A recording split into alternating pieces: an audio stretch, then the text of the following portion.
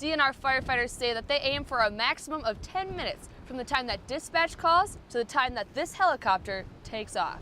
It was actually Tom's neighbor who found the body. She walked to her garage, and when she rounded the back, she found the body face down in the dirt behind her neighbor's shed. I gotta tell you, the pictures really help to tell the story here. You can see behind me, there's a lot of smoke, and we've been getting calls at the station wondering what the smoke is. Mike has been in the party bus industry for 30 years, and he says when looking for a party bus, it's important to keep in mind that the smaller the bus, the less likely you'll have problems. The suspects had to have been small enough to fit through this hole and strong enough to leave with a 100-pound safe. It's been 1 week since the church made the announcement, and since then, less and less people have been filling these pews. It's been 2 months since that tragic moment, a check from behind that left Jack Jablonski paralyzed. I saw like an entourage of people walking around in, and then I saw the halo, and then I knew that it was Jack. After much preparation, Jack decided to surprise his teammates and return to the arena for the first time since his accident. You think about the last time he was here and how he left.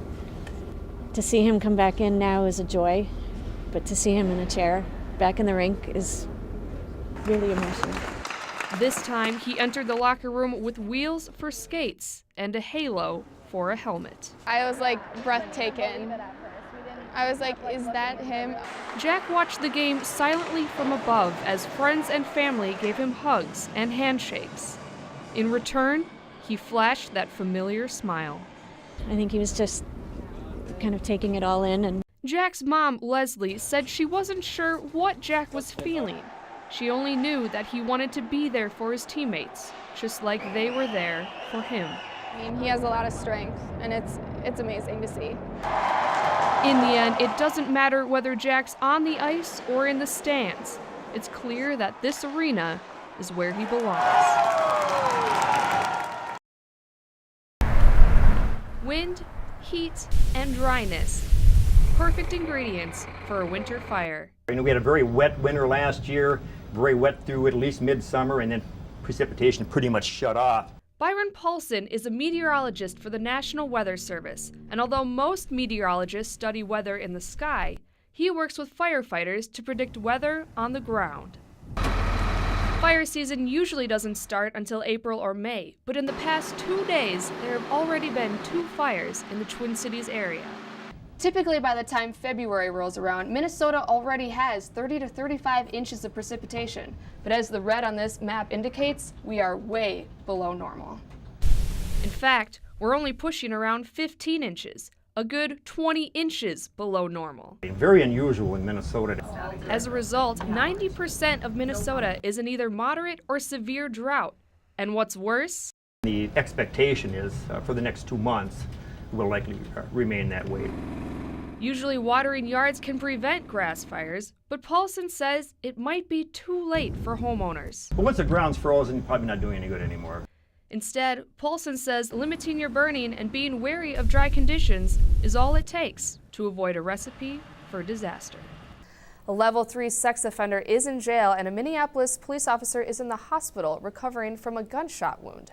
Minneapolis police says 2 officers were assisting in the arrest of Roosevelt Montgomery at a home in North Minneapolis when the shooting happened. Police say Montgomery ran from the home and 2 pit bulls charged the officers. The officers shot at the dogs, killing one of them, but a bullet from one of the officers' guns hit the other officer's leg. The officer's name hasn't been released, but we're told he is a 6-year veteran with the force. Officers caught up with Montgomery yesterday. Milwaukee Mayor Tom Barrett says he's running for governor of Wisconsin. On Friday, the state election board declared that enough signatures have been submitted in order to recall elections against Governor Scott Walker and 5 others.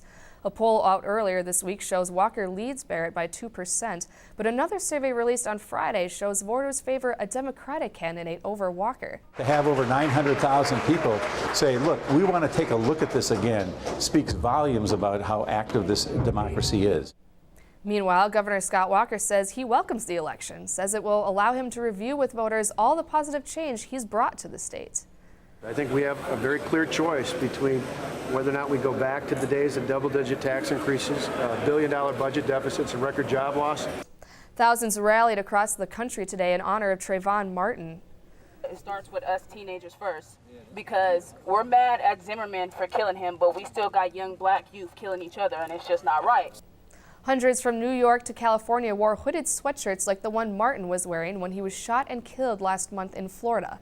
One of the largest protests was in Gainesville, Florida, but not every sign was for the teenager. A small group of people supported the shooter, George Zimmerman. Zimmerman says he acted in self-defense. Florida state authorities are now handling the case, but say their investigation could take weeks. The next time severe weather heads our way, a new warning system could scare us into preparing ahead. Severe weather trackers in Kansas and Missouri will begin the test system tomorrow. It will be a more specific warning than a tornado watch and instead use words like, quote, mass devastation, unsurvivable, and catastrophic. They say it'll prepare people for tornadoes like the one that destroyed Joplin, Missouri last year. Their hope is to better communicate how dangerous the approaching storm is. An example of the warnings could say, quote, this is an extremely dangerous tornado with complete devastation likely. Seek shelter now. Or, quote, mobile homes and outbuildings will offer no shelter from this tornado. Abandon them immediately.